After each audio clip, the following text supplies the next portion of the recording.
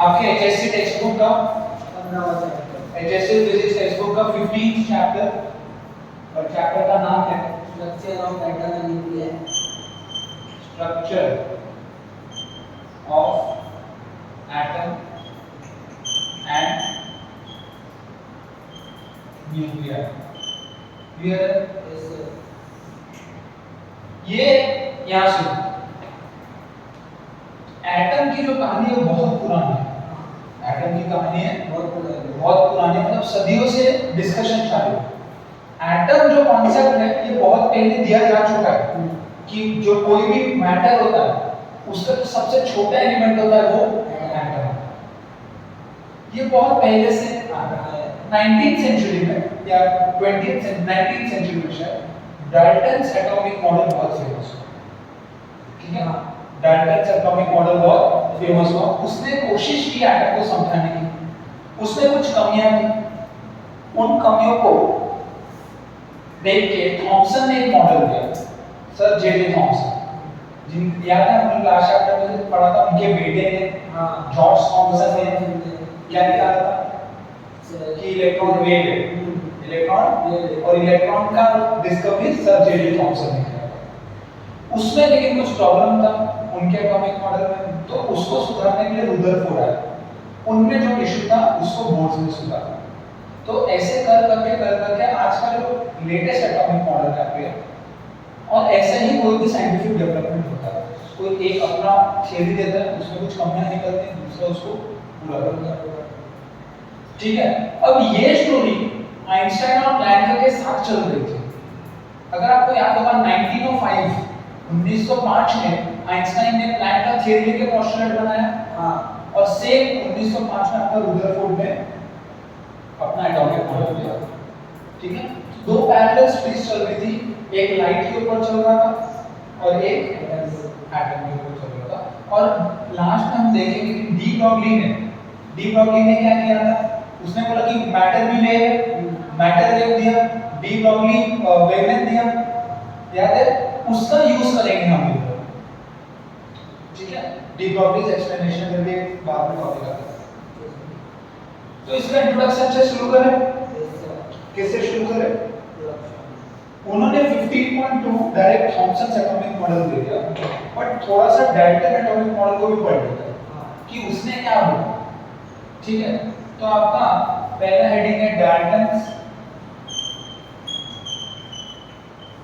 Atomic model.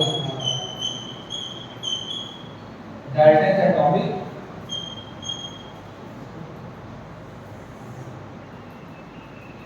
आपको दिख रहा होगा गीगर और मार्सन एक्सपेरिमेंट हेडिंग। गीगर और मार्सन ऐसा समझो कि रुदरफोर्ड के कलीग या स्टूडेंट टाइप थे। ठीक है, कलीग या स्टूडेंट। अब देखो हर साइंटिस्ट के स्टूडेंट होते हैं, भले वो भी साइंटिस्ट हो, पर सबका गाइड होता है। जब आप पीएचडी करोगे, जब आप रिसर्च करो तो आपके पास एक गाइड होता है जो आपको गाइड करता है, मतलब उसने जो काम अधूरा छोड़ दिया रहेगा वो करेगा या तो आपको गाइड करेगा। तो वैसे उन्होंने रुदरफोर्ड का कहा गया एक एक्सपेरिमेंट परफॉर्म किया था, जिससे रुदरफोर्ड ने अपना एटॉमिक मॉडल दिया डाल्टन और थॉमसन के बाद। पहले हम फोकस थोड़ा कर रहे थे डाल्टन पे। डाल्टन एटॉमिक मॉडल में तीन मेजर बातें कही गई थी। कितनी? तीन। ठीक है, उन्होंने पहला कहा था कि matter is made of indestructible particles. Atom को उन्होंने इनडिस्ट्रक्टिबल बोला, मतलब एटम को फर्दर तोड़ा नहीं जा सकता। आप मैटर को तोड़ के अंदर जाओगे तो आपको एक एटम मिलेगा, क्योंकि हर मैटर एटम से बना है। मतलब सबसे छोटा जो होता है वो क्या होता है? एटम। एटम को डिस्ट्रॉय करके अंदर और जाया नहीं जा सकता, ये उस वक्त डाल्टन ने बोला था। तो ये स्टेटमेंट है, matter is made up of, क्या लिखा? Matter is made up of क्या है? इंडेस्ट्रक्टिबल। यस, कैसे से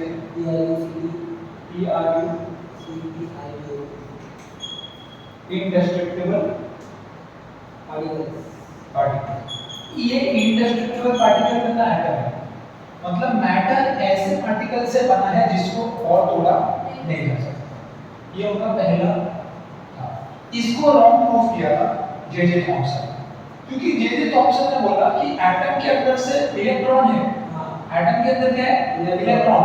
उन्होंने, आपको अगर याद होगा, आपने स्कूल में पढ़ा होगा, कैथोड रेज बनाए थे। कैथोड रेज बनाए थे उन्होंने, वो स्टडी करेंगे बाद में, बट ये समझो कि इस पॉइंट को रॉन्ग प्रूफ किया था जे थॉमसन ने, ठीक है। और दूसरा पॉइंट जो डाल्टन ने बोला कि atom of a given element are identical. Atoms of a given element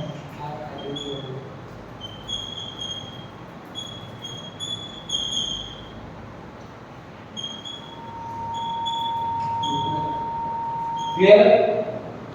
atoms of a given element are identical. ये उनका दूसरा था। और तीसरा मेजर बात जो उन्होंने कहा था,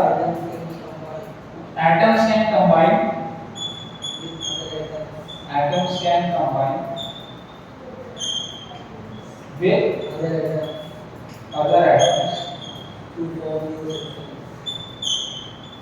to form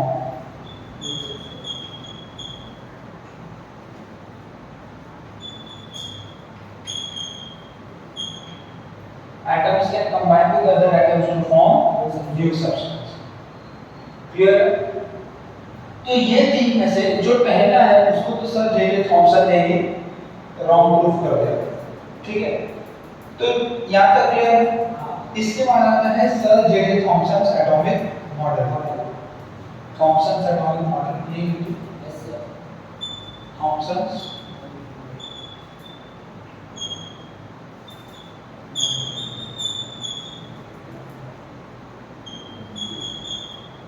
देखो, थॉमसन एटॉमिक मॉडल में क्या हुआ देखो, उन्होंने क्या किया, एक ट्यूब लिया, ये इवैक्यूएटेड होगा वगैरह वगैरह, आप देख सकते हो, और दो प्लेट लिए, मेटालिक प्लेट, क्या लिए? दो मेटालिक प्लेट, और इनके बीच में जबरदस्त तरीके का हाई वोल्टेज दिया, एकदम हाई वोल्टेज दिया, ठीक है। क्या दिया? हुआ क्या, जैसे उन्होंने हाई वोल्टेज दिया, यहाँ से बीम निकलना शुरू हो गया। यहाँ से क्या निकलना शुरू हो गया? बीम। बाद में इसको स्टडी करने के पता चला कि ये बीम जो है वो मैटर से बना हुआ है, पार्टिकल से बना हुआ है, ये वेव नहीं है। ये बीम किससे बना हुआ है? पार्टिकल से। और ये पार्टिकल जो जा रहा है वो नेगेटिवली चार्ज है।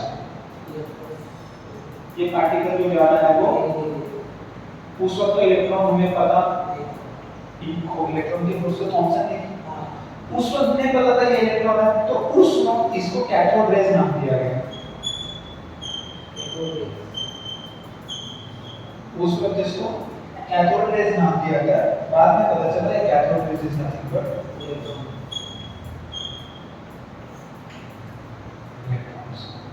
इस तरह से सर जे थॉमसन ने इलेक्ट्रॉन की खोज की थी। और ये तो क्लियर हो गया कि matter is made up of इंडेस्ट्रक्टिबल particle, ऐसा नहीं है, क्योंकि एटम्स के अंदर क्या है? इलेक्ट्रॉन्स। एटम्स के अंदर क्या है? इलेक्ट्रॉन्स। क्लियर? अब एटॉमिक डाल्टन एटॉमिक मॉडल में एक और बात कही गई थी कि जो आपका एटम है, वो न्यूट्रल होना चाहिए। क्या होना चाहिए? न्यूट्रल। मतलब उसमें कोई चार्ज, नेट चार्ज उसका जीरो होना चाहिए। तो अगर थॉमसन ने बोला कि मैं अगर इलेक्ट्रॉन निकाल रहा हूं, इसमें से क्या निकाल पा रहा हूं? इलेक्ट्रॉन, तो इसमें क्या होगा? एक इक्वली पॉजिटिव चार्ज होगा।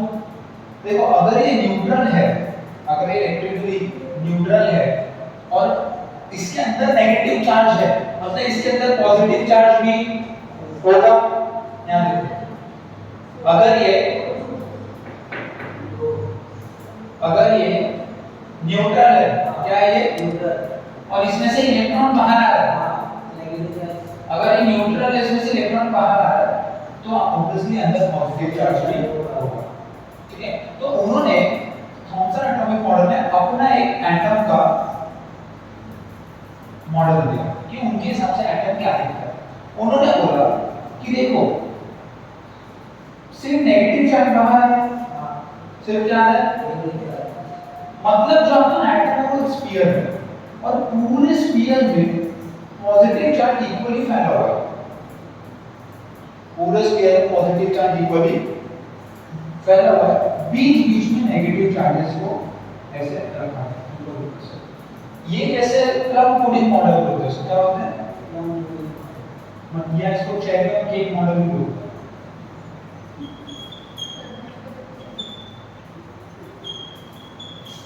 प्लम पुडिंग जैसे केक के ऊपर चेरी रखा होता है वैसा ही इलेक्ट्रॉन्स को, ठीक है। प्लम पुडिंग, प्लम केक पता है वही प्लम पुडिंग मॉडल, ठीक है। अब देखो जब ये प्लम पुडिंग मॉडल आया, अब प्लम पुडिंग मॉडल क्या बोलता है कि आपका पॉजिटिव चार्ज जो है वो पूरे में फैला हुआ है, वो पूरे स्फीयर में इक्वली फैला हुआ है और बीच बीच में आपको नेगेटिव चार्ज डाले गए हैं जो बाहर आ जाते हैं जब हाई वोल्टेज देते हैं तो, ठीक है। इसके बाद एक एक्सपेरिमेंट किया, गीगर मार्सन एक्सपेरिमेंट, गीगर बोलो या जीगर बोलो, गीगर बोलो, गीगर मार्सन एक्सपेरिमेंट। अब ये रुदरफोर्ड के कलीग थे, रुदरफोर्ड ने बोला इनको एक ऐसा एक्सपेरिमेंट करो, दो जन थे, ठीक है, ये दो अलग अलग जन थे, नाम लिखा है उनका, गीगर 1882 से 1945 और मार्सन 1999।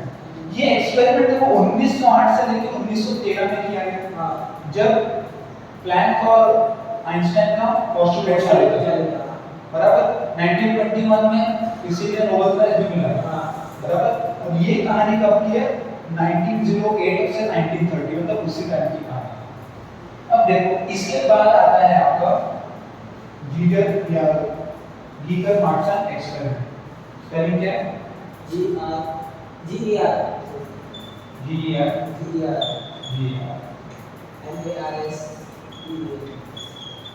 मार्सन एक्सपेरिमेंट। अब इन्होंने जो एक्सपेरिमेंट किया उसके जो रिजल्ट थे उसने इस प्लम पुडिंग मॉडल को पूरी तरह फेल कर दिया, प्लम पुडिंग मॉडल को पूरी तरह फेल कर दिया और एक शॉकिंग रिजल्ट मिला।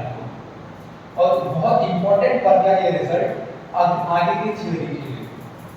आगे जो इन्होंने दिया है, रुदरफोर्ड ने जो दिया है वो इसके रिजल्ट पे ही आया, इस एक्सपेरिमेंट पे ही रुदरफोर्ड ने दिया। अगर इनका एक्सपेरिमेंट देखो तो इन्होंने अल्फा पार्टिकल्स लिए, क्या लिए, अल्फा पार्टिकल ऐसा दिया है,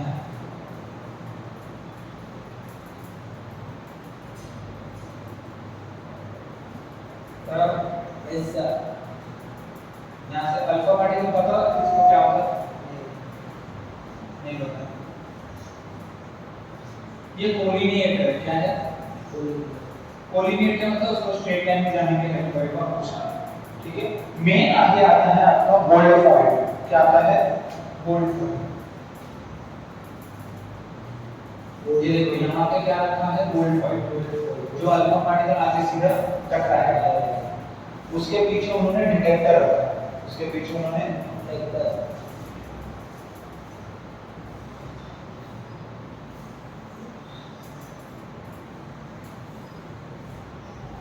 क्लियर।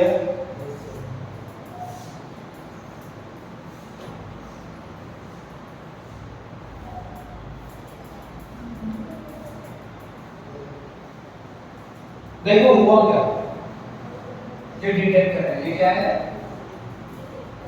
अब ये डिटेक्टर जो है ये घूम सकता है और ये अल्फा पार्टिकल्स को डिटेक्ट करता है। देखो हुआ क्या, अल्फा पार्टिकल्स क्या है, पहली बात अल्फा पार्टिकल क्या होता है, alpha particle is nothing but nucleus of helium, nucleus of helium is your alpha particle. Helium gas होता है, नोबल गैस, हीलियम गैस है नोबल गैस। और कौन सा नोबल गैस होता है,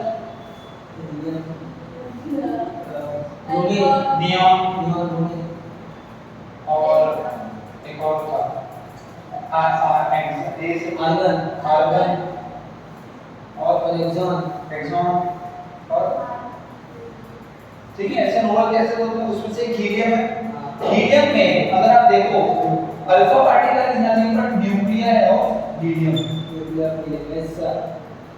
न्यूक्लियाई ऑफ, अब इस अगर आप ध्यान से देखो, ये देखो न्यूक्लियर ऑफ हीलियम में दो प्रोटॉन होते हैं, कितने होते हैं? दो प्रोटॉन, दो न्यूट्रॉन होते हैं और दो प्रोटॉन होते हैं। अब न्यूट्रॉन का कोई चार्ज नहीं, तो दो प्रोटॉन है, तो इसमें प्लस 2 एनर्जी, हाँ, कितना 2e एनर्जी। देखो इलेक्ट्रॉन और प्रोटॉन का चार्ज इक्वल होता है, उनमें साइन अलग होता है, इलेक्ट्रॉन नेगेटिव और प्रोटॉन पॉजिटिव, तो दो प्रोटॉन मतलब 2e प्लस 2e का चार्ज। क्लियर है? तो अल्फा पार्टिकल जो है वो एक पॉजिटिव पार्टिकल है, मतलब उसमें पॉजिटिव 2e चार्ज है, ठीक है, क्योंकि उसके अंदर दो प्रोटॉन्स होते हैं। और वो बेसिकली अल्फा होता क्या है? Nuclei of helium. आप हीलियम लेते हो, हाँ, उसके अंदर हीलियम के अंदर उसका न्यूक्लियस है जिसके अंदर दो प्रोटॉन है और बाहर दो इलेक्ट्रॉन घूम रहे हैं, आप उन दोनों को हटा देते हो, जो बचता आपके पास वो अल्फा पार्टिकल। अब देखो मजे की बात है, ये आया है यहाँ से, जा रहा है, तो टकराएगा, ये है गोल्ड फॉइल। ये क्या है?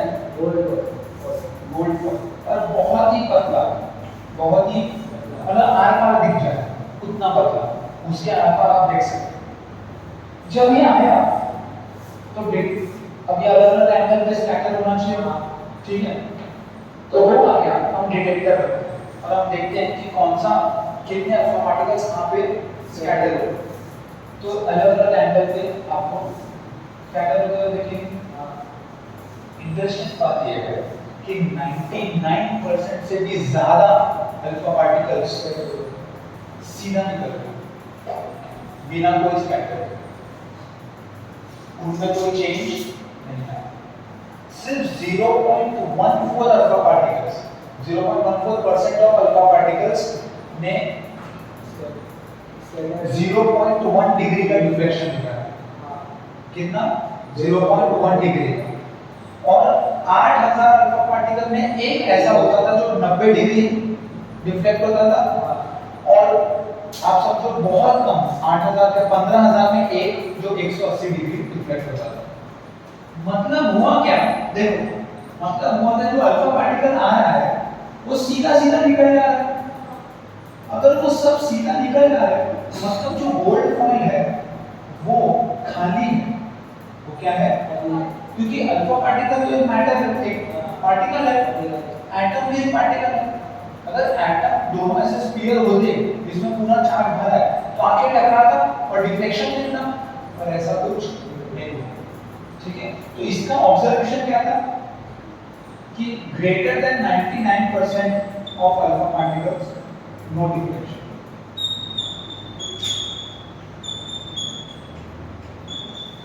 ये अल्फा पार्टिकल की बात कर रहा हूं। पहला था 0.14%, 0.1 डिग्री डिफ्लेक्शन। कितना? 0.1 degree deflection, 0.1 degree deflection. 1 in 8000, 90 degree deflection. कितना? 90 डिग्री डिफ्लेक्शन। और वेरी फ्यू या वेरी फ्यू 180 डिग्री डिफ्लेक्शन। कितना?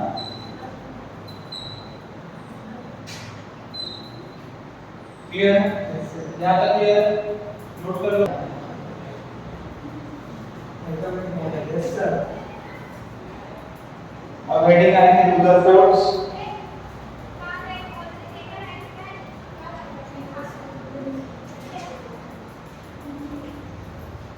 रुदरफोर्ड्स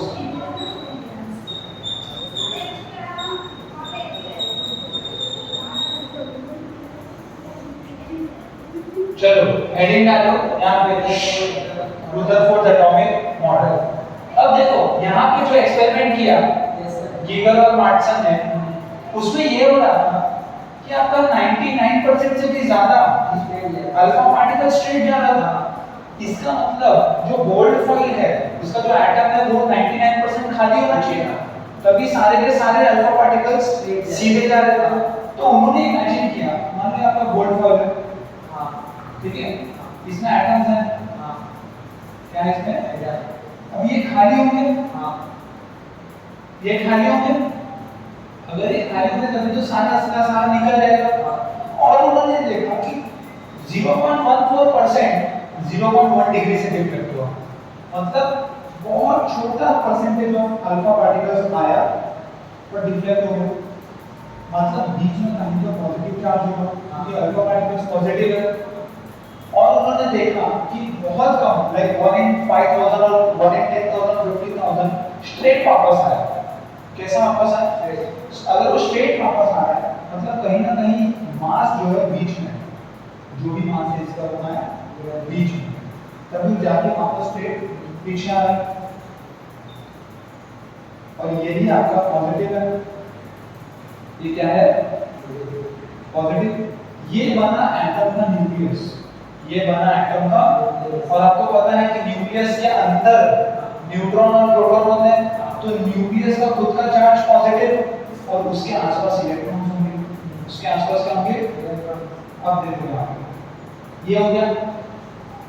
सुनो यार, उन्होंने क्या बोला कि ये जो न्यूक्लियस है, ये जो न्यूक्लियस है ये 1,00,000 गुना छोटा है एटम से, 1,00,000 गुना छोटा है। मतलब अगर एक एप्पल के साइज का न्यूक्लियस होगा, एक एप्पल के साइज का, तो एक फुटबॉल ग्राउंड जितना बड़ा एटम होगा, क्योंकि 1,00,000 गुना करोगे एप्पल का तो फुटबॉल ग्राउंड बनता है। मतलब ये जो है, ये जितना साइज होगा पूरे एटम का, उसका 1,00,000 गुना टाइम्स छोटा होगा आपका न्यूक्लियस। उसी के अंदर सारे जो मास है वो उसका होगा पॉजिटिव चार्ज, उसका चार्ज का होगा पॉजिटिव। ये रुदरफोर्ड एटॉमिक मॉडल। तो इलेक्ट्रॉन कहाँ है? उन्होंने बोला कि जो इलेक्ट्रॉन्स है वो सर्कल में घूम रहे हैं, वो सर्कल में घूम रहे हैं ऑर्बिट्स में, किसमें? ऑर्बिट्स में। क्लियर है? तो बेसिकली अगर देखो तो ये पूरा खाली हो गया, आया ये क्या हो गया? खाली। देखो यहाँ पे कुछ है नहीं, इलेक्ट्रॉन घूमना कोई लाइन बना है, बाकी कुछ इसमें, तो इससे ये तो क्लियर है कि 99% आपका स्ट्रेट चला जाएगा, सिर्फ बीच बीच में है जिससे एक तो डिफ्लेक्ट होगा और एक तो थोड़ा सा 0.1 डिग्री से डिफ्लेक्ट होकर आगे जाएगा। क्लियर है? ये है आपका रुदरफोर्ड एटॉमिक मॉडल। तो उन्होंने 3 मेजर बातें बोली। कितनी मेजर बातें बोली? 3। पहला मेजर बात जो उन्होंने बोला कि 99% of the atom is empty, 99% of the atom is empty. छठी में ये बताना है हमारा कौन और देखो एक एटम का जो भी मास होगा, देखो इलेक्ट्रॉन का मास बहुत कम होता है, मास ऑफ एन इलेक्ट्रॉन क्या है? 9.1 into 10 की पावर -31 kg into 10 की पावर -31 kg, मतलब मास ऑफ इलेक्ट्रॉन बहुत कम होता है। सारा का सारा मास आपके न्यूक्लियस या प्रोटॉन में होता है, ठीक है? न्यूक्लियस या प्रोटॉन में। तो आपको ये समझना पड़ेगा कि 99% of the 99.9% of mass of 99.9% of mass is concentrated at center. Is concentrated as center. उसको हम बोलते हैं न्यूक्लियस में। इसमें न्यूक्लियस। देखो इस एटम का नाम क्या है? Structure of atom and nucleus. अभी तक हम एटम की स्ट्रक्चर को पूरी तरह समझ नहीं पाए। पहले डाल्टन ने बोला कुछ, उसको जे.टी. थॉमसन ने कुछ बोला, उसके बाद ग्रेगर-मार्टसन एक्सपेरिमेंट किया गया, अब रुदरफोर्ड कुछ कमेंट कर रहे हैं। अभी हम एटम के स्ट्रक्चर की बात कर रहे हैं। ये खत्म होकर हम न्यूक्लियर के स्ट्रक्चर की बात करेंगे, ना न्यूक्लियस जो बीच में मैंने रखा है उसके स्ट्रक्चर की बात करेंगे। यही चैप्टर है पूरा, ठीक है?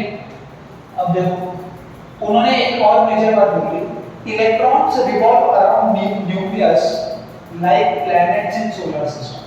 क्यों बताएंगे? क्योंकि इलेक्ट्रॉन नेगेटिव चार्ज है। देखो यहाँ देखो, इलेक्ट्रॉन क्या है? नेगेटिव चार्ज, न्यूक्लियस का है पॉजिटिव, तो ये आगे कोलैप्स हो जाना चाहिए इसमें, पॉजिटिव नेगेटिव अट्रैक्ट करेंगे। तो उनसे पूछा गया अगर ये पॉजिटिव है तो इलेक्ट्रॉन्स कहाँ है, क्या कर रहा है। तो उन्होंने बोला कि सोलर, अगर सोलर सिस्टम देखोगे उसमें भी दो प्लैनेट्स के बीच में ग्रेविटेशन फोर्स होता है, पर वो कोलैप्स क्यों नहीं करते, क्योंकि वो सर्कल में घूम रहे हैं। वो क्या कर रहे हैं, ऑर्बिट में घूम रहे हैं। तो उन्होंने बोला जैसे अपने प्लैनेट्स सन के अराउंड रिवॉल्व करते हैं, वैसे ही एक इलेक्ट्रॉन न्यूक्लियस के अराउंड ऑर्बिट्स में रिवॉल्व करता है। और घूमने के लिए आपको सेंट्रीफ्यूगल फोर्स चाहिए। वो सेंट्रीफ्यूगल फोर्स इन दोनों के इलेक्ट्रोस्टैटिक फोर्स ऑफ अट्रैक्शन से आता है। देखो दो चार्ज के बीच में इलेक्ट्रोस्टैटिक फोर्स ऑफ अट्रैक्शन होना 1/4 एप्सिलॉन नॉट q2 बाय, उससे आपको सेंट्रीफ्यूगल फोर्स मिलता है। ठीक है, ये ऊपर तीसरा मेजर स्टेटमेंट। अब ये अपने टाइम पे बहुत पॉपुलर हुआ और इसमें बहुत कम कमियां थी, क्योंकि ये देखो लगभग आज हम जो देखते हैं ऐसा ही पढ़ते हैं एटम को, तो ये काफी एक्यूरेट था, बट इसमें भी कुछ कमी रह गई थी जिसको बोर्ड्स ने आगे सुधारा। क्लियर है? Yes sir. Electrons revolve around nucleus like planets in solar system. Electrons move around nucleus.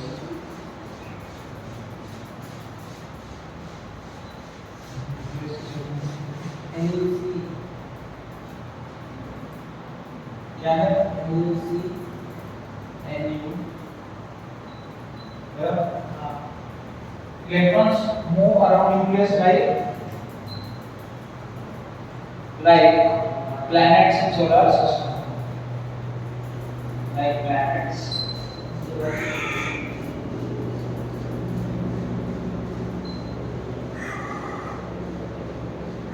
Clear है? ठीक है, उन्होंने बोला कि न्यूक्लियस का जो साइज होता है वो 10 फेम्टोमीटर होता है। साइज ऑफ न्यूक्लियस उन्होंने बोला 10⁻⁵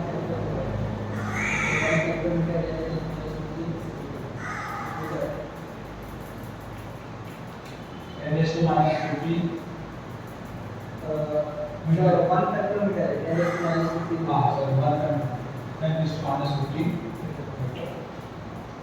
ठीक है, आना लो। Yes sir. अब इसमें दिक्कतें क्या है? इसमें दिक्कतें क्या?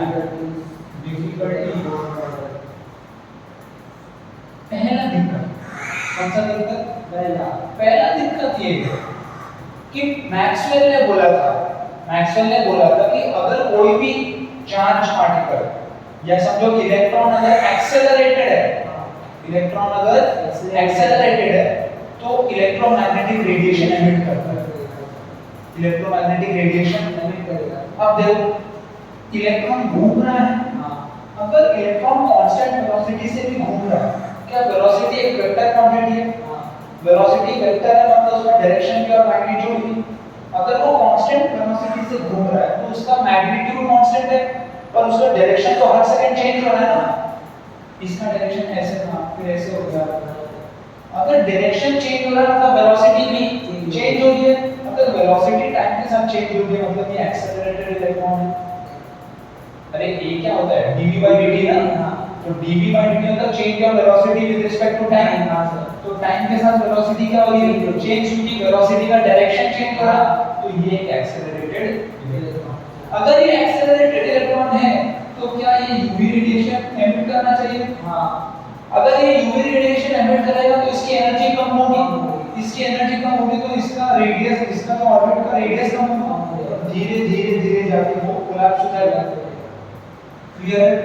तो ये अगर इलेक्ट्रॉन घूम रहा है तो घूम के एनर्जी रिलीज करेगा, तो एनर्जी इसकी कम होगी, तो ये इसकी एनर्जी कम होगी तो नजदीक जाएगा न्यूक्लियस के और घूमते कोलैप्स हो जाएगा। पर ऐसा होता नहीं है। इसका एक्सप्लेनेशन रुदरफोर्ड के पास नहीं। ये पाया गया कि इनफैक्ट इलेक्ट्रॉन कोई भी इलेक्ट्रोमैग्नेटिक वेव को रेडिएट नहीं करता, कोई भी रेडिएट नहीं करता। और एक मजे की बात बताऊं, जब ये घूम रहा है और इलेक्ट्रोमैग्नेटिक वेव रेडिएट कर रहा है तो जैसे जैसे रेडिएट कर रहा है एनर्जी कम होते जा रही है, तो उसकी फ्रीक्वेंसी भी, रेडिएशन की फ्रीक्वेंसी भी चेंज हो रही है और वो कंटीन्यूअसली हो रही है। वो क्या हो रही है? तो मुझे कंटीन्यूअस स्पेक्ट्रम मिलना चाहिए अलग अलग फ्रीक्वेंसी का, अगर मैं जबरदस्ती इलेक्ट्रॉन को हीट भी दूं, इसके अंदर इलेक्ट्रॉन को क्या दूं, ताकि वो जानबूझ के ईएम वेव रेडिएट करे, उसके बावजूद भी मुझे कंटीन्यूअस स्पेक्ट्रम नहीं मिलता। हाइड्रोजन एटम के इलेक्ट्रॉन को अगर आप हीट करो, क्या करो, हीट, तो उसमें से ऑब्वियसली जब आप जबरदस्ती हीट कर दो तो इलेक्ट्रोमैग्नेटिक वेव रेडिएट करने लगेगा, और वो इलेक्ट्रोमैग्नेटिक वेव जो रेडिएट करता है वो भी कंटीन्यूअस स्पेक्ट्रम में होता है, वो गिन चुन के ही कुछ ही फ्रीक्वेंसीज देता है, सिलेक्टेड फ्रीक्वेंसीज ही आपको देगा। अब देखो ये रेडिएशन आता कहां से, होता क्या, जब मैं हीट दे रहा हूं, क्या दे रहा हूं, तो इलेक्ट्रॉन एक्साइट होगा, वो फर्स्ट ऑर्बिट, मान लो फर्स्ट ऑर्बिट से जंप करके हायर एनर्जी लेवल ऑर्बिट पे जंप करेगा, समझो थर्ड ऑर्बिट पे गया, फर्स्ट ऑर्बिट से थर्ड ऑर्बिट पे, जब वो थर्ड ऑर्बिट पे गया, कौन सा ऑर्बिट पे, उसके बाद आपने हीट देना बंद किया तो उसका एनर्जी कम होगा, तो वो ऊपर से नीचे वापस जंप करेगा, जब वो ऊपर से नीचे जंप करेगा तो वो एक फोटॉन लाइट भेजेगा जिसका कोई ना कोई फ्रीक्वेंसी होगा। जब कोई भी इलेक्ट्रॉन हायर एनर्जी लेवल से लोअर में जंप करता है तो एक फोटॉन देता है, क्यों, क्योंकि एनर्जी बच गई ना, मान लो ऊपर हायर एनर्जी था, वो जंप करके लोअर एनर्जी में आना चाहता है, तो जो एक्स्ट्रा एनर्जी है उसके पास वो लाइट के फॉर्म में रेडिएट करता है, और लाइट इलेक्ट्रोमैग्नेटिक वेव, इसीलिए हम बोलते हैं कि एक्सेलरेटेड इलेक्ट्रॉन ईएम वेव को रेडिएट करता है। ये पहली डिफिकल्टी समझ में आई? Yes sir. तो मैं आपको स्टेटमेंट दूं, मैं पहले पढ़ता हूं, आप सुनो। अकॉर्डिंग टू मैक्सवेल थ्योरी, यहां सुनो, वो बुक में नहीं है, मैं खुद बोल रहा हूं। According to Maxwell theory, accelerated charge emits electromagnetic radiation. Clear? Maxwell ने बोला था कि अगर एक्सेलरेटेड है चार्ज तो वो इलेक्ट्रोमैग्नेटिक रेडिएशन को एमिट करेगा। Clear? But electron never does this, but electron Never does this. also if electron loses its energy in form of EM wave, it should collapse in nucleus. It should be, हम लोग discuss कर चुके हैं ना, यहाँ देखो ये spiral room के अंदर आ गया, ये पहली डिफिकल्टी। और सुनो, if electron is losing energy, it should emit radiation of different frequencies. Even if we heat the atom, for electron to emit radiation, it emits only few frequencies. ये जो frequencies यहाँ से, अगर मैंने heat भी दे दिया इसको, तो यहाँ से जो frequencies बाहर आएंगी वो भी कुछ selected ही होंगी, selected frequencies। Clear? वो continuous frequency नहीं। अच्छा, हमें frequency कैसे पता चलता है? EM वेव आ रहा है, हम उसको प्रिज्म के ऊपर डाल देते हैं, मतलब एक प्रिज्म रख दिया, तो जैसे वो प्रिज्म से पास होता है सारे फ्रीक्वेंसीज अलग-अलग हो जाते हैं, क्योंकि सबका डायफ्रैक्शन एंगल अलग होता है, स्कैटरिंग रिफ्रैक्शन अलग होता है, ठीक है? तो आपको फ्रीक्वेंसीज अलग मिलती हैं, और अलग-अलग मिलके तो आप देख लेते हो कि किसकी क्या फ्रीक्वेंसी है, डिपेंडिंग ऑन द कलर और टेंसिटी। फिर हम एक स्पेक्ट्रम बनाते हैं कि कौन सी फ्रीक्वेंसी एक स्केल में मेजर करते हैं, उसको हम बोलते हैं एटॉमिक स्पेक्ट्रम। उसको क्या बोलते हैं? Atomic spectrum. तो एटॉमिक स्पेक्ट्रम पढ़ना शुरू करें। डिफिकल्टी से वो पूरा थ्योरी दिया है, आप उसको रीड कर लेना, बट आपको बेसिक डिफिकल्टी समझ में आया? क्या डिफिकल्टी थी? कि ये एमिशन को समझा नहीं पा रहा, ठीक है? अब आगे जाने से पहले उन्होंने अभी दे दिया, बट मुझे मेरा ऐसा मानना है, देखो आप ध्यान से देखो, पेज नंबर 326 में देखो, एक फॉर्मूला दिया है 15.1 इक्वेशन। क्या दिया है? 1 by lambda का फॉर्मूला दिया है इन टर्म्स ऑफ r। अब पेज पलटो आप और पेज नंबर 329 में आ जाओ, 15.11 देखो, 1 by lambda का फंक्शन 1 by lambda दिया in terms of r, z को 1 ले लो हाइड्रोजन पे, तो सेम पुराना का फॉर्मूला आ जाएगा। तो ये एक्चुअली एटॉमिक स्पेक्ट्रम मेरे हिसाब से यहाँ नहीं देना चाहिए आपको, इसके बाद देना चाहिए, जो अगला टॉपिक है बोर के बाद, तो उन्होंने पहले दे दिया इंट्रोडक्शन के तौर पर, ठीक है? हम यही पढ़ेंगे, ठीक है?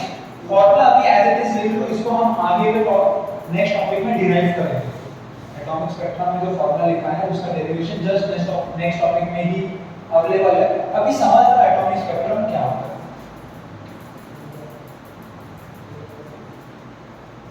एटॉमिक स्पेक्ट्रम है क्या? स्पेक्ट्रा है ना।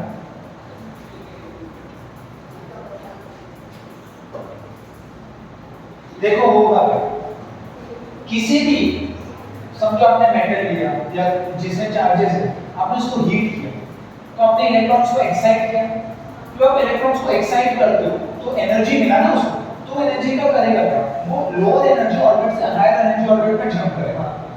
जब वो वहां पहुंचा, ठीक है, मास मान लो आपने हीट दिया, वो वहां पे स्टेबल हो गया, फिर आपने मान लो हीट हटा दिया, तो उसके पास अब एक्सेस एनर्जी है, वो क्या करता है, एनर्जी लूज करने लगता है। वो क्या करने लगता है, एनर्जी लूज करने लगता है।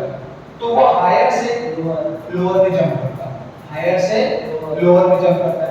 जैसे वो जंप करता है, वो कुछ एक्स्ट्रा एनर्जी होगी ना, हायर और लोअर में गैप होता है, वो जो गैप है एनर्जी का, उसको वो in the form of photons emit करता है, in the form of photons emit करता है। मतलब फोटॉन्स क्या है, लाइट क्या है, इलेक्ट्रोमैग्नेटिक रेडिएशन। क्लियर है, लाइट क्या है, इलेक्ट्रोमैग्नेटिक। मतलब किसी भी चार्ज को या मेटल को जब आप हीट करते हो तो वो इलेक्ट्रोमैग्नेटिक वेव को रेडिएट करता है। तो हम क्या करेंगे, हम हाइड्रोजन को पढ़ेंगे। क्या पढ़ेंगे, हमने हाइड्रोजन लिया, हाइड्रोजन गैस को हीट कर दिया। क्या कर दिया, हीट। जैसे हीट किया तो उसने यूवी ईएम वेव को रेडिएट किया, ईएम वेव को रेडिएट किया। ये रेडिएशन को मैंने प्रिज्म में डाल दिया, ये रेडिएशन को मैंने प्रिज्म में डाल दिया, तो ये वेव आया और इसके अलग अलग फ्रीक्वेंसीज मेरे को मिली। अब मैंने इसको स्केल पे प्लॉट किया, मैंने इसको किस पे प्लॉट किया, इसको बोलते हैं एटॉमिक स्पेक्ट्रा, इसको बोलते हैं एटॉमिक स्पेक्ट्रा। देखो आपको दिया क्या स्केल, यस सर, यहाँ पे इंफ्रारेड 4 लाइन आई, 1 2 3 4, इस तरफ इंफ्रारेड है, ठीक है, मतलब ये वेव ड्यूअल है ना, ये वेव ड्यूअल V से R, और यहाँ पे UV, यहाँ पे क्या है, UV। आपको एक 410 नैनोमीटर मिला, एक 434 मिला, एक 486 मिला और एक 656 नैनोमीटर। क्लियर है, ये नैनोमीटर है। ऑब्वियसली आपका विजिबल लाइट किसमें होता है, नैनोमीटर। क्लियर है, ये 434 है। इसको बोलते हैं लाइन स्पेक्ट्रा।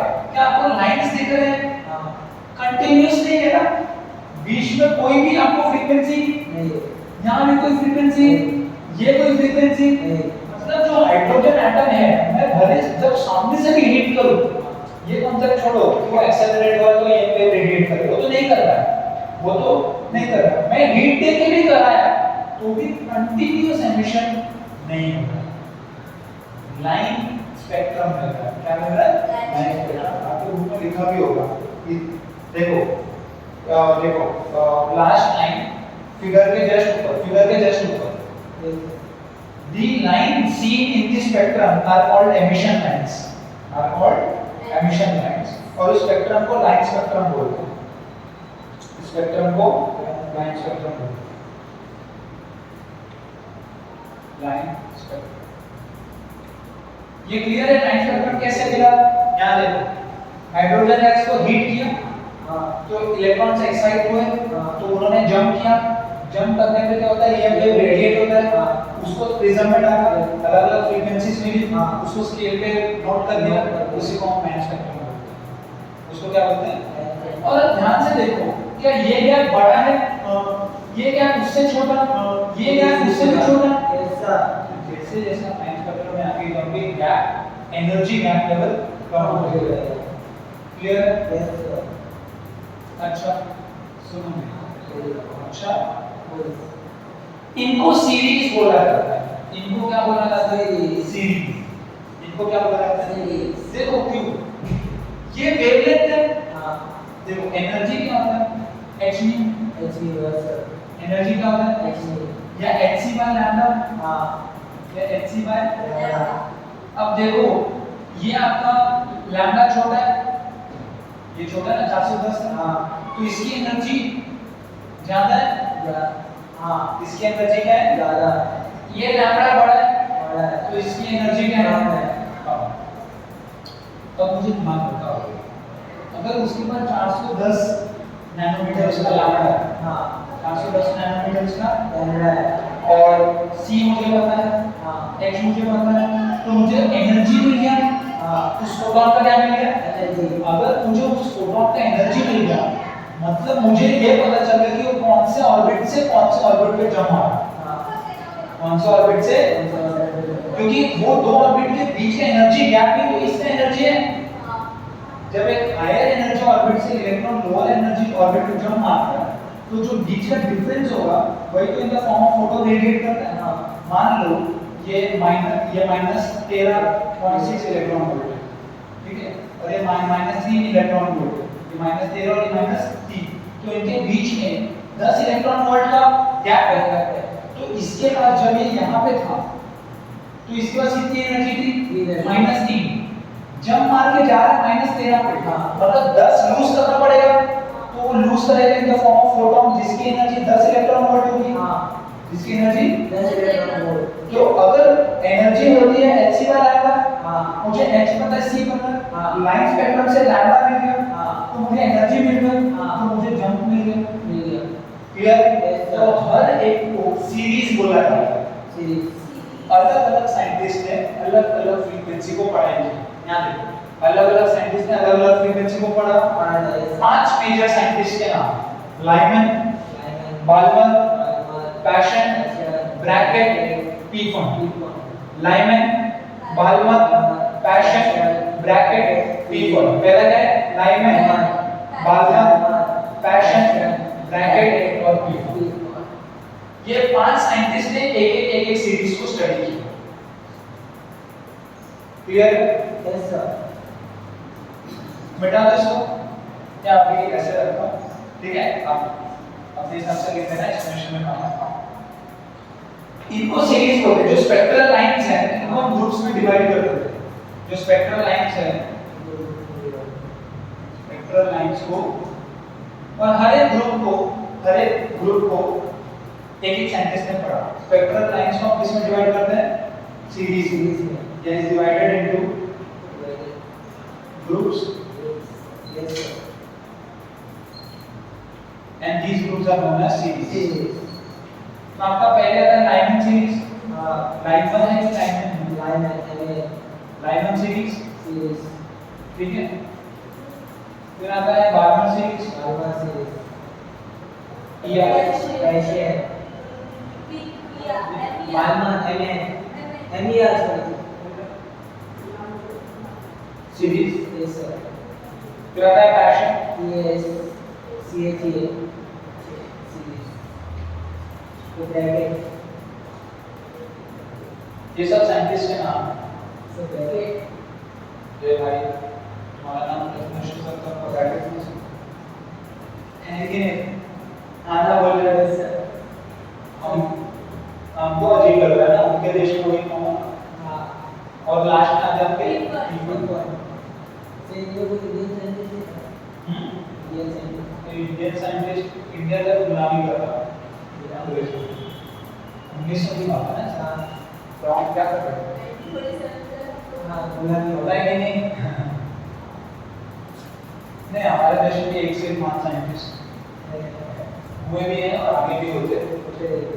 पर फिलहाल हर जगह हर थोड़ी होता है। यहाँ पे इन्होंने काम किया, यहाँ पे इन्होंने काम किया। फिर लाइमन, बाल्मर, पैशन, ब्रैकेट और पीफर्ड। अब इन्होंने शॉर्टर वेवलेंथ से लॉन्गर वेवलेंथ, मतलब ये सबसे शॉर्टर वेवलेंथ। हाँ। देखो वेवलेंथ छोटा में एनर्जी बड़ा, तो इन्होंने इसको स्टडी किया। ठीक है, तो ये जो बाइफर्केशन है कैसा है? शॉर्टर वेवलेंथ, शॉर्टर लैम्डा से लेकर लार्जर लैम्डा। ठीक है, क्लियर है? हाँ। इसको observe the wavelength of emission lines। ये जो लाइंस थे इनको हम एमिशन लाइंस बोलते हैं। हाँ सर। याद रखो, इनको क्या बोलते हैं? Emission lines. इनको क्या बोलते हैं? Emission sir. देखो इनका जो वेवलेंथ है उनका एक फॉर्मूला है। क्या है फॉर्मूला? ये कोई भी रैंडम वेवलेंथ नहीं होता, कोई भी रैंडम वेवलेंथ नहीं होता। इसका जो फॉर्मूला है वो r माइनस 1/m², जहाँ पे r को रेडबर्ग कांस्टेंट बोलते हैं। क्या बोलते हैं? जो हम आगे स्टडी करेंगे। देखो इसका पूरा डेरिवेशन नेक्स्ट टॉपिक में है, मुझे नहीं पता इन्होंने अभी क्यों दे दिया इसको, तो अभी दे दिया तो मैं सिर्फ लिख रहा हूँ, इसका एक्सप्रेशन मैं दूंगा आगे के टॉपिक में। n एक कांस्टेंट है जो 1 2 से लेकर जाएगा आगे तक, n से n इलेक्ट्रॉन जंप आ रहा है। देखो ध्यान रखो, लैम्बडा वेवलेंथ का फोटोन बाहर आने के लिए इलेक्ट्रॉन ने nth ऑर्बिट से nth ऑर्बिट में जंप मारा। क्लियर? Yes sir. तो n1 2 से कुछ भी हो सकता है, सॉरी n से n जंप मारा, n से n जंप मारा, तो n जो होगा वो हमेशा n+1 होगा ना। मतलब n+1 से लेके आगे तक अगर n1 है, n से n जब मतलब 2 से 1 आ सकता है, 3 से 1 आ सकता है, 4 से 1 आ सकता है। जितना एनर्जी गैप बढ़ेगा उतना एनर्जी बढ़ेगा, मतलब उतना वेवलेंथ कम होगा। hc/λ उतना वेवलेंथ कम होगा। तो आपका वेवलेंथ जो है ये लैम्बडा कब आएगा? जब n ऑर्बिट से n ऑर्बिट पे जंप इलेक्ट्रॉन मारता है, तब ये रिलेशन आपको मिल जाएगा। ठीक है, अब इसमें कोई डिस्कशन करने मतलब नहीं, आगे भी इसको डिस्कस करेंगे डिटेल में पढ़ेंगे। अब हम पढ़ेंगे बोर्स एटॉमिक मॉडल। अब हम क्या पढ़ेंगे? बोर्स एटॉमिक मॉडल, बोगर भी बोलते हैं इसको। ठीक है, Bohr's atomic model, Niels Bohr scientist नाम सुना ही होगा। Yes sir. नाम आपने नहीं राहुल नाम है, क्या नाम है? नील बोर है कि अच्छा नाम सुना है। देखो ये तो चलो हमने एक एटॉमिक स्ट्रक्चर आया था आउट ऑफ द बॉक्स पढ़ लिया, पर हमको याद है कि कुछ लिमिटेशंस थे किसी रुदरफोर्ड मॉडल में। तो उसके बाद बोर्स एटॉमिक मॉडल आया और उन्होंने 3 पोस्टुलेट दिया। उन्होंने क्या दिया? 3 पोस्टुलेट। बोर्स एटॉमिक मॉडल के कितने पोस्टुलेट? 3। पहला पोस्टुलेट, पोस्टुलेट 1,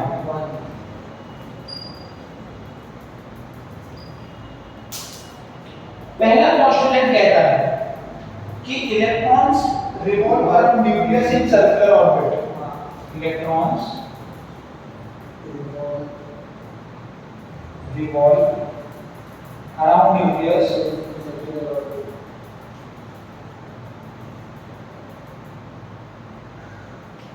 in circular, और उसको सेंट्रीपिटल फोर्स कहां से आ रहा है? Necessary centripetal force is provided by electrostatic force of attraction between electron and the nucleus।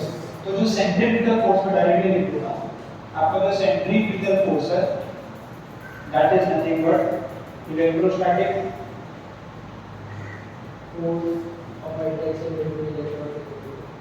force of attraction between electron and nucleus। Clear? क्या है? ये न्यूक्लियस है, ये इलेक्ट्रॉन है, इस सर्कल में घूम रहा है, इनके बीच में distance r, radius of orbit, radius of nth orbit. Clear? कोई शक वाली बात? और जो अट्रैक्शन का फोर्स होगा वो अंदर की तरफ होगा। ठीक है? Yes sir. पोस्टुलेट 2, पोस्टुलेट 2 क्या है? The radius of orbit of an electron can only, देखो अब देखो मैक्सवेल ने क्या बोला कि अगर इलेक्ट्रॉन एक्सेलरेटेड है तो ईएम वेव को रेडिएट करना चाहिए, ईएम वेव को रेडिएट करना चाहिए, बराबर। रुदरफोर्ड ने क्या बोला? ऐसा जरूरी नहीं है, कुछ ऐसे जगह हैं, कुछ ऐसे ऑर्बिट्स हैं जहां पे इलेक्ट्रॉन बिना ईएम वेव को रेडिएट करके कांस्टेंटली घूमता रहेगा, उसको हम बोलते हैं स्टेबल ऑर्बिट्स। उसको क्या बोलते हैं? Stable orbit. वो ऑर्बिट ऐसे हैं, वो ऑर्बिट ऐसे हैं कि उनका जो एंगुलर मोमेंटम है, उनका जो एंगुलर मोमेंटम है, कुछ ऑर्बिट्स ऐसे हैं जिनका उनमें इलेक्ट्रॉन कैसा स्टेबल है, उनमें इलेक्ट्रॉन कैसा है, उनको हम बोलते हैं स्टेबल ऑर्बिट्स। और वो ऑर्बिट्स का कंडीशन ये है कि वहां पे इलेक्ट्रॉन का एंगुलर मोमेंटम nh/2π के बराबर होना चाहिए, nh/2π के बराबर होना चाहिए। देखो इसको स्टेटमेंट में कैसे लिखते हैं, radius of the orbit of an electron, radius of orbit of electron can take only fixed values such that angular momentum of electron is integral multiple of h/2π। ठीक है, एंगुलर मोमेंटम का mpr होता है of electron, तो mass of electron E है ना, velocity nth orbit, radius of nth orbit should be equal to nh/2π where h is Planck's constant।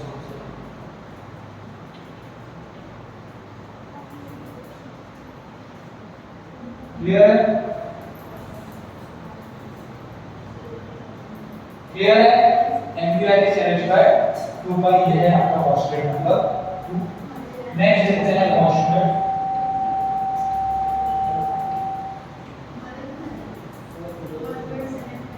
Next क्या देखते हैं, पोस्टुलेट 3।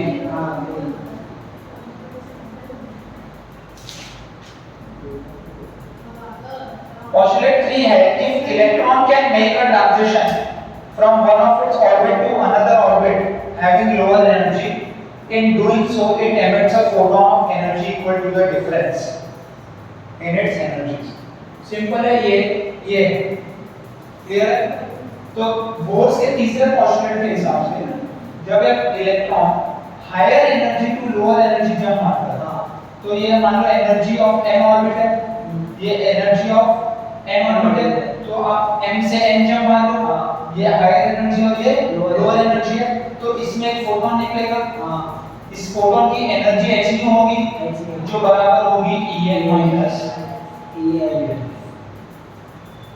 En माइनस इसको मैं hc बाय लैम्डा लिख सकता हूं। तो यहां से 1 बाय लैम्डा आ गया, ये आ गया 1 बाय लैम्डा।